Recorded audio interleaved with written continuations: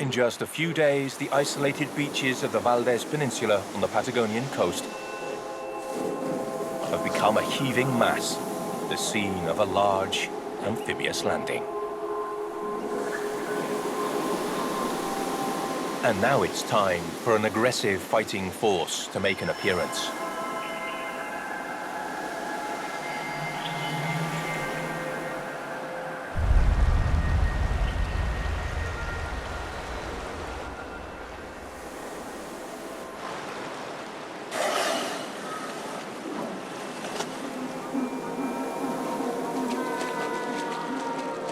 While penguins and seals take up residence on the sandy beaches, embroiled in family entanglements, one of the ocean's most ferocious hunters patrols the surf.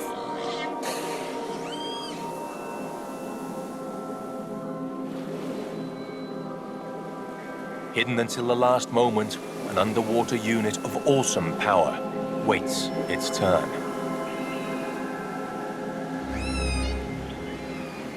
A family of orcas swimming parallel to the shore, just a few meters from the penguins and elephant seals.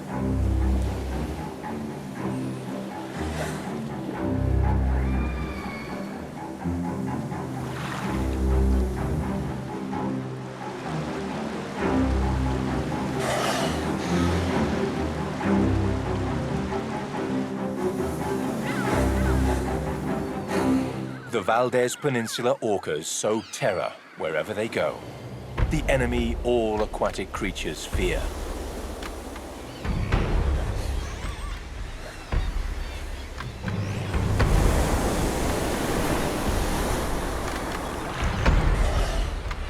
The submarine squad is ready to bring down any objective they deem worth the effort.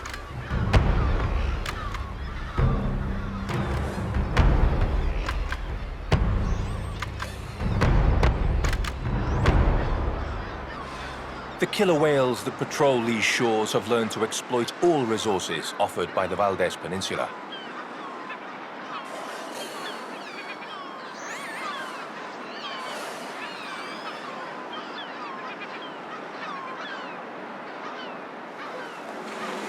But more than that, to take advantage of seasonal opportunities, they do something even more extraordinary. They train the young adults in their pod how to attack the shore and even run themselves aground.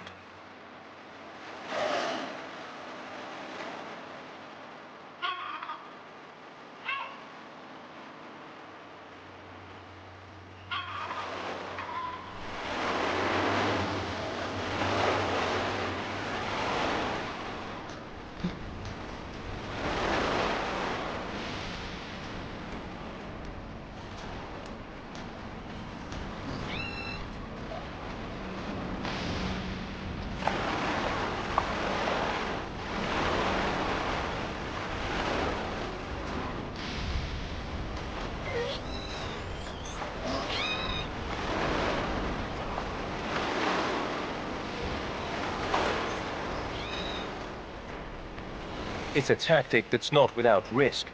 It certainly requires huge effort, and it's thought that only this family of orcas employs such an innovative hunting technique.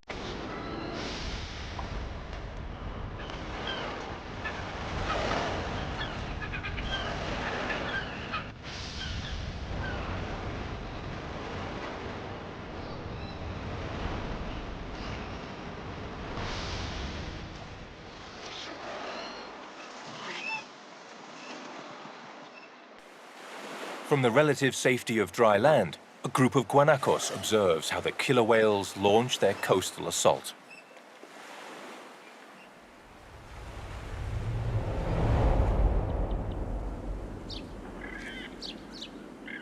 This species of camelid seems not to be overly perturbed by the seaborne invasion. Male guanaco, like elephant seals, have their own harem and are responsible for supervising and caring for a large family. In fact, they're on duty 24 hours a day. It's the most delicate time of year for the male's clan. Females have begun to give birth to their calves all at the same time.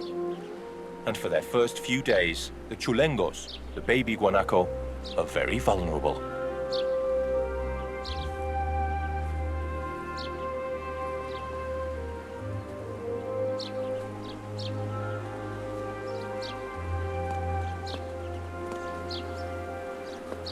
This group of mothers already has a kindergarten of playful newborns.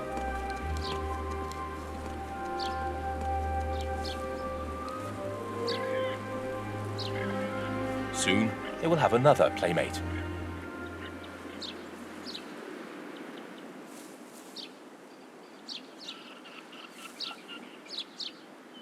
A young mother has started to give birth.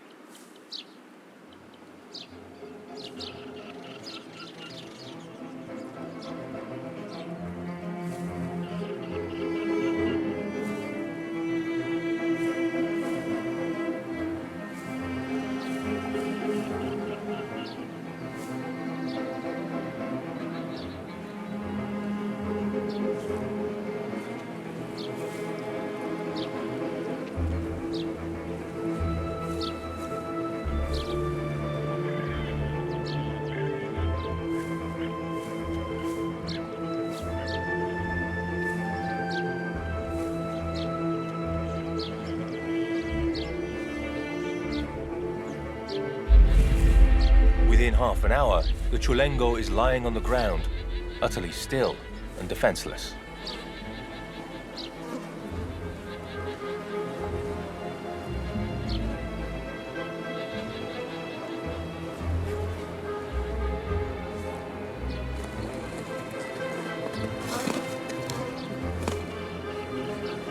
But after just 30 minutes more, it's able to get up and look for its mother and her cargo of warm, nutritious milk.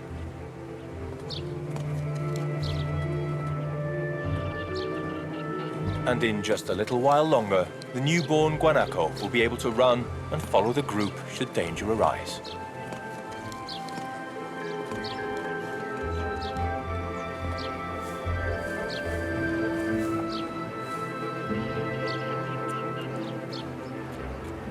In the Patagonian plains and hills, to be able to run and be self-sufficient as soon as possible is quite simply a matter of life and death.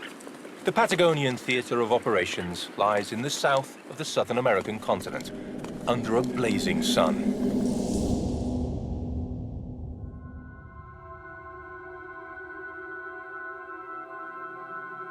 Covering an area as extensive as France and Germany together, Patagonia is a strange, unknown, and unyielding territory governed by its own laws. It's home to some of the most extraordinary fauna on the planet, adapted both to isolation and the cold, dry climate, similar to that of the Gobi and Arizona deserts.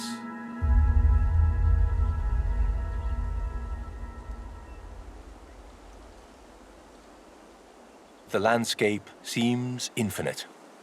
The violent wind drags clouds across a piercing blue sky, hardly ever letting them shed their precious load of water.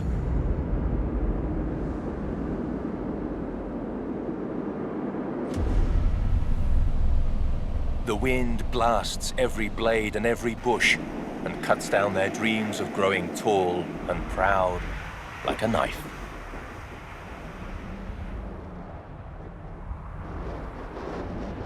In Patagonia, plants do better by crouching low, dressed in thorns and tough leaves, protected from the cold, dry air and the relentless teeth of guanacos.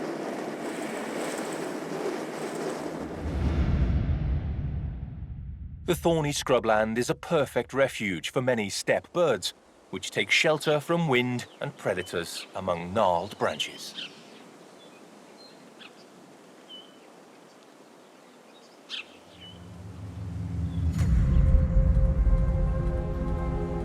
Each species has its own particular survival strategy, and now a real battle for existence is underway.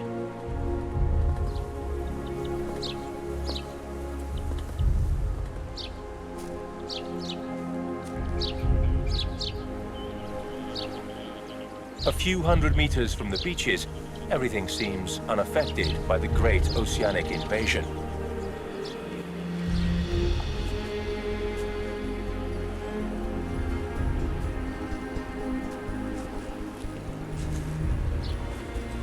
The guanaco, with its tireless, silent foot patrols, does not harm the ecosystem.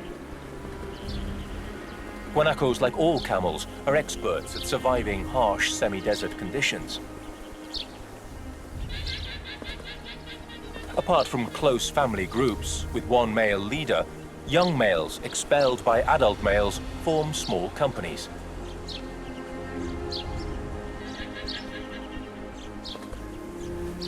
From when they're very young, they chase and engage in mock conflict to establish their place in the hierarchy.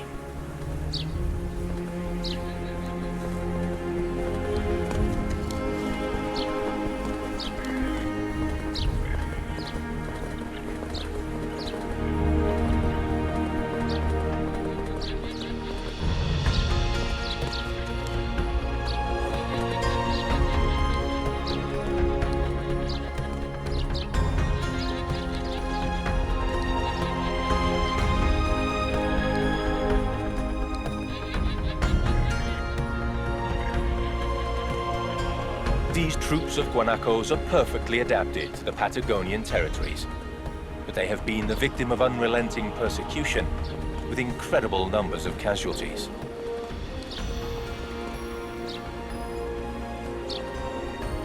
A little over 2 centuries ago, the guanaco population exceeded 20 million individuals.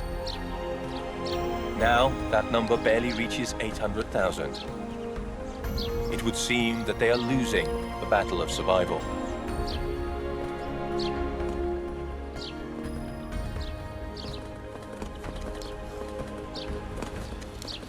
But the guanaco is a survivor and is not alone in its role as this ecosystem's dominant large herbivore. Choike, or Darwin's rhea, accompany it as Patagonian's standard-bearer. Darwin's rheas are endemic to Patagonia.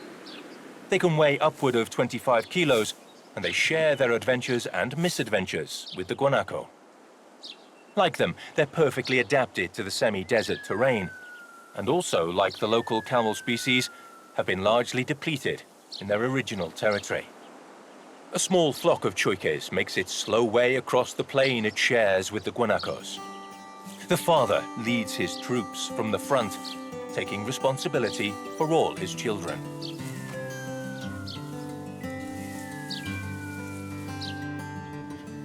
"40 days ago, this male began incubating eggs laid by several females he had mated with. Now he protects and teaches his 30 youngsters how to survive.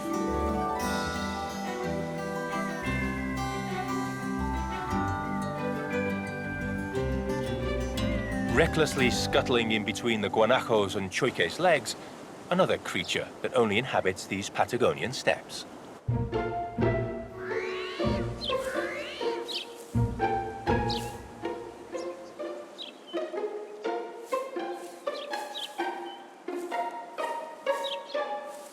The big, hairy armadillo, and that is its real name. An all-terrain armored vehicle that mines the territory where it lives.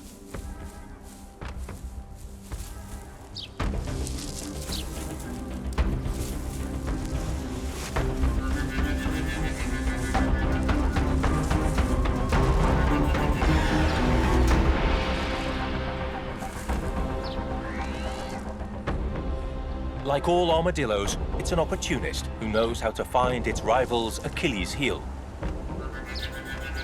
It will take any chance on offer and leaves no prisoners. A pungent odor attracts the armadillo's attention, its extraordinary sense of smell guiding it to anything that might be considered food, including cadavers.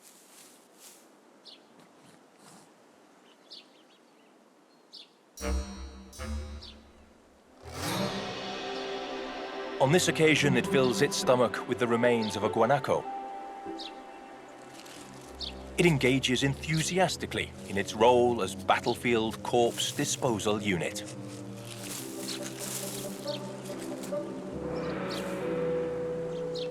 These remains are of a young guanaco female who died whilst giving birth to her first calf. The female armadillo must feed herself and her own youngsters waiting nearby. The hairy armadillo is a miniature armored mobile unit and as such needs fuel. Too hungry to return immediately to her burrow, her keen sense of smell leads her to the beach. On her way, she comes across other unique neighbors of the Patagonian plains.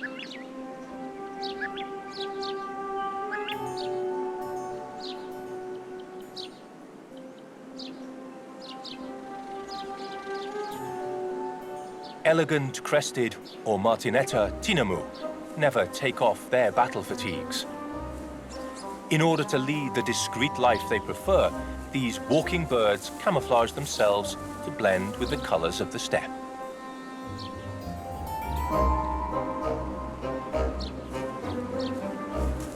They watch the comings and goings of the marine invaders unconcerned and go about their daily routines unnoticed.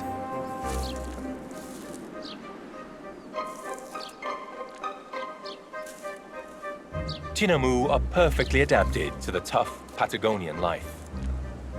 Here they find all the seeds and small fruits they need to survive. Southern mountain cavies share a large part of their diet with the tinamous. But these small rodents have many more enemies than the bird because of their size, adults measuring no more than 20 centimeters in length. The armadillo on its way to the beach leads to a hasty stampede towards safety.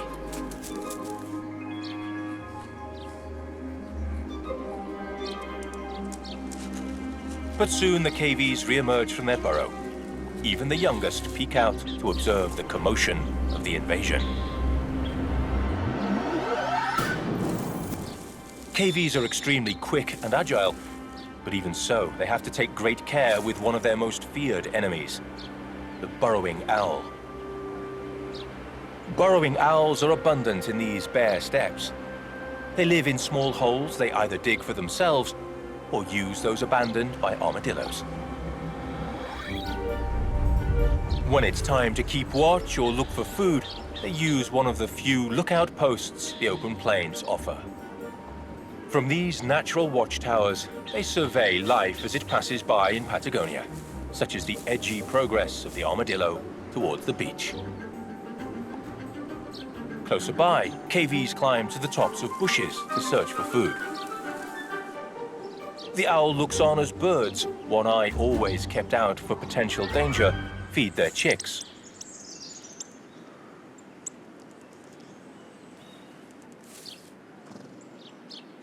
Most of these animals are part of the burrowing owl's diet, but right now, they're too alert to bother trying to hunt them. However, a large grasshopper makes an excellent snack.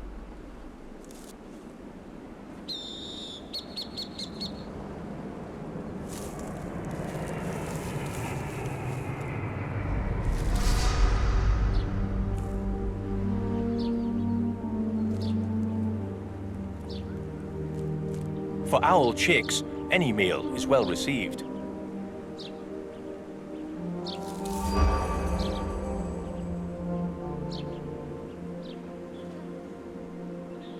Both owl fledglings are growing fast and will soon emerge from their dark home in search of their own food. Spring is a time of confrontation for the burrowing owls as for the rest of the region's inhabitants on Patagonia's eastern edge, where semi-desert steppes and the giant Atlantic Ocean meet.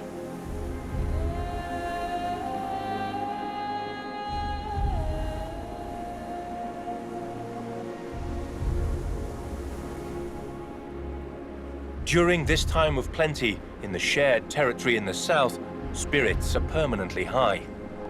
New reinforcements constantly arrive, ready to stake a claim and fight for their small parcel of territory.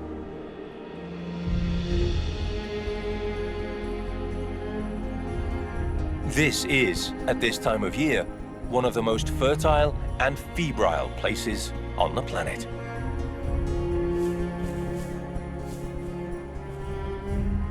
Yet despite the feverish activity of the invading forces, Patagonia also has secluded ports and bays where the largest fleets can find respite.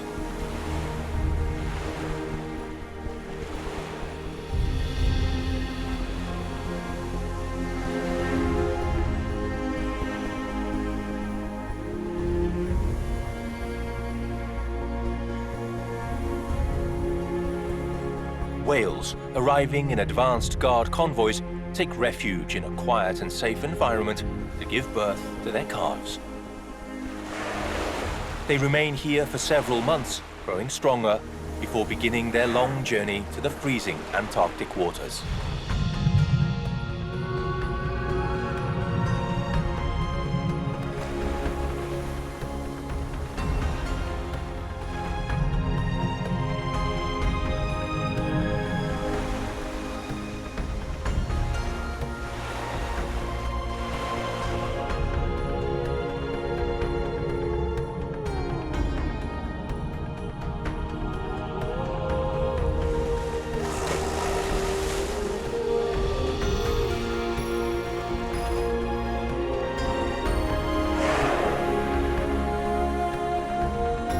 Mothers and calves play and learn, while maneuvers take place on a narrow strip of land between two worlds.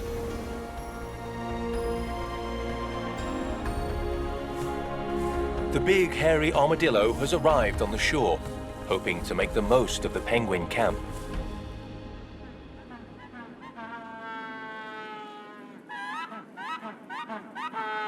Tens of thousands of penguins have finished their nests. Some couples take turns incubating, greeting each other with full-throated calls.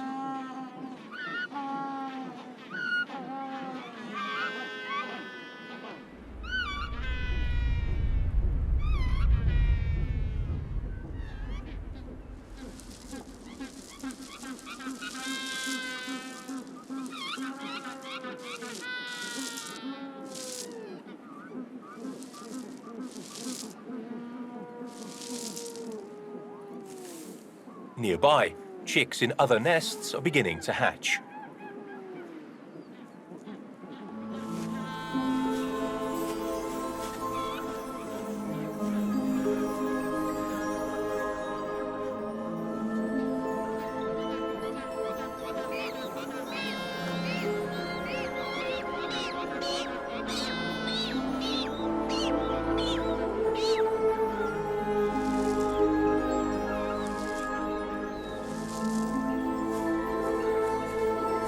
The most advanced parents arrive from the sea with cargoes of food.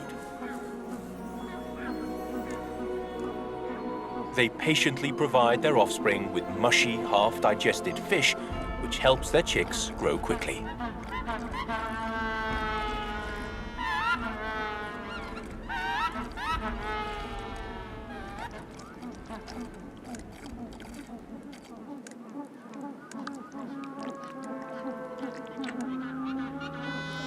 It's the most vulnerable time of their collective lives, with marauding enemies always hanging around the colony.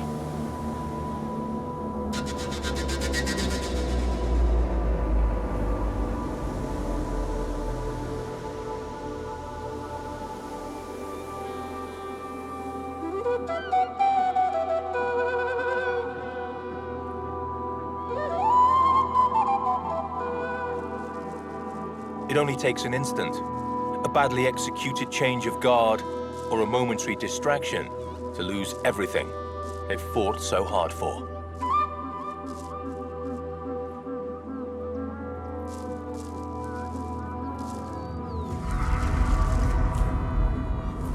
Gulls will waste neither time nor opening. Sniper-like, they hone in on their victims.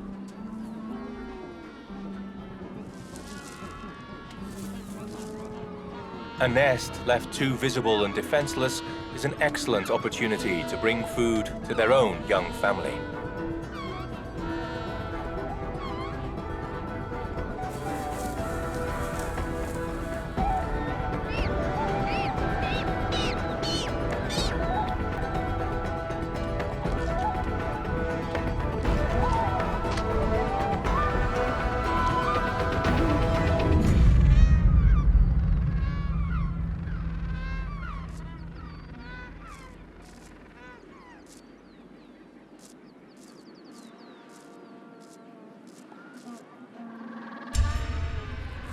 The armadillo does not waste her chance either.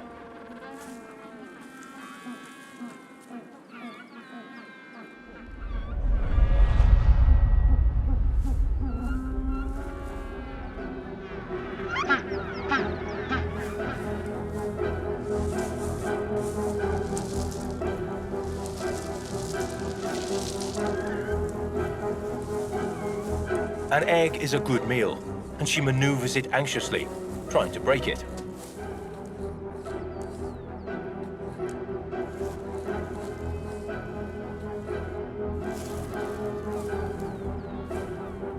The head plate of her shell serves to crush it against the bush and finally crack it.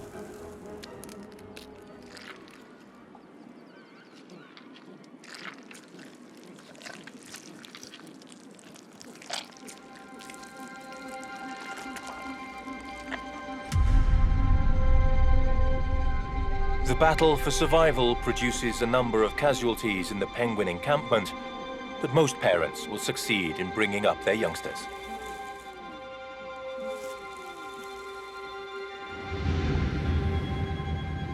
Meanwhile, the next staggered waves of invaders are about to reach land.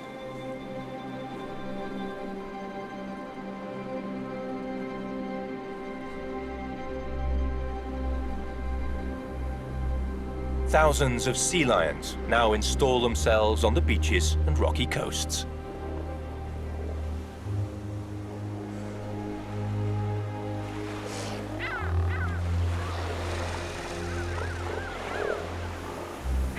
Each army that arrives on the coast has its own strategies and its own needs.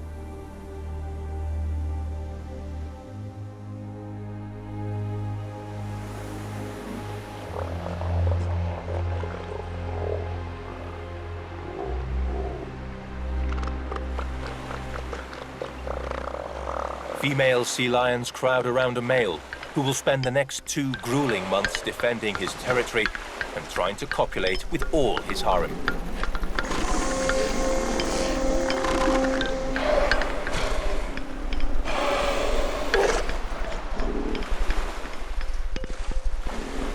Hordes of sea lions throng the beaches with their incessant activity.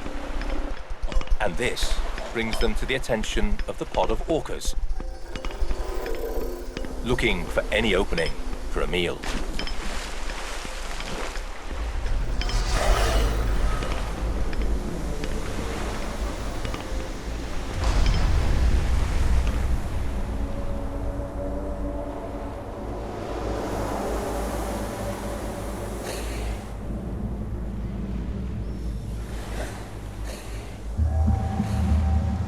These orcas live in family groups that take advantage of the arrival of the invaders in intervals throughout the year to vary their diet. Each species, each dish, has its time.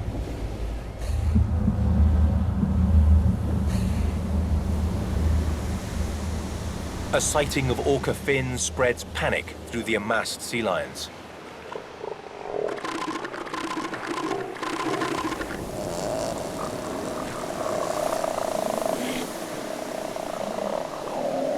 At the same time, the huge elephant seals are abandoning the beaches for another year.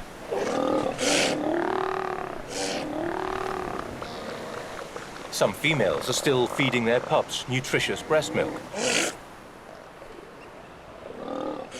The relationship between elephant seal mothers and their young is brief but intense. Breastfeeding lasts for between 20 and 30 days. Their milk is so rich that in that short time, the pup will gain close to 70 kilos, about 3.5 kilos a day. But after 3 weeks, mother elephant seals dive into the sea, leaving their pups to their own defenses.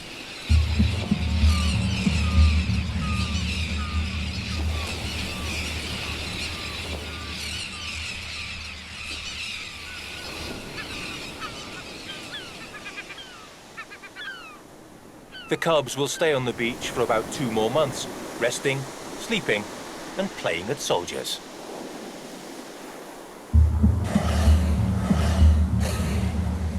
They often engage in fights imitating those of the great male.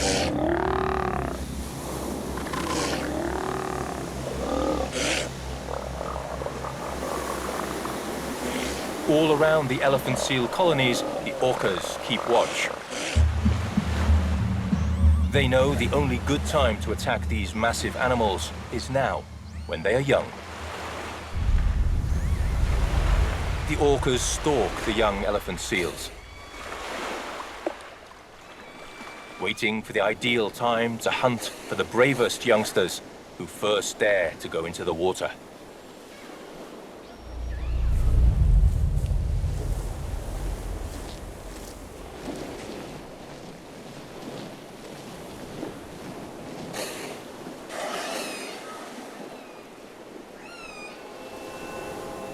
If they get far enough away, the orcas will not give them another chance. But it's not always necessary for the elephant seal even to reach the water.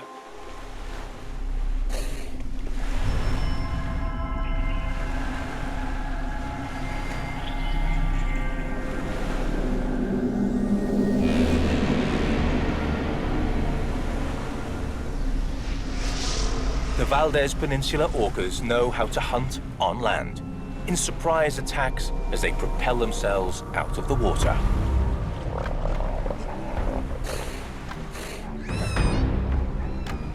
But before they eat, it's time for a lesson. The elephant seal is not killed immediately. The adults in the group will use it to teach the calves in the pod.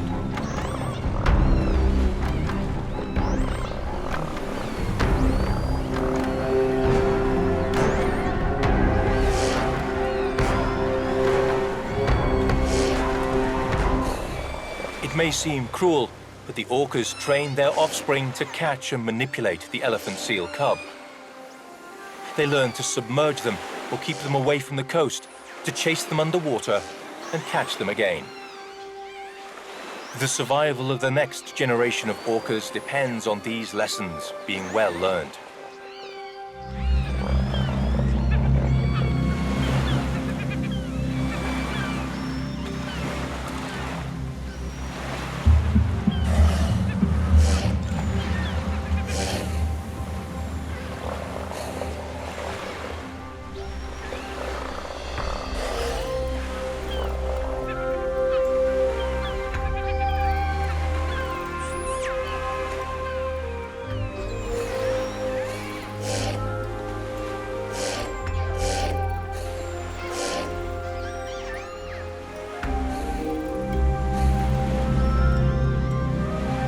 The elephant seals have suffered casualties, but although they may have lost this battle, the war for survival goes on undinted.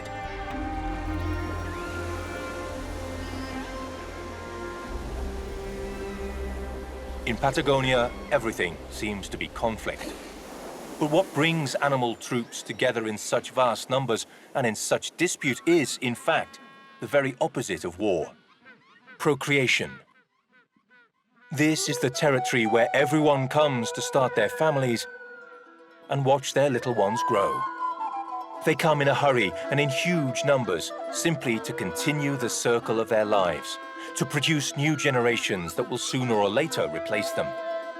Every year, hundreds of thousands of penguins, tens of thousands of sea lions and elephant seals, and hundreds of whales are born and raised on and around these coasts.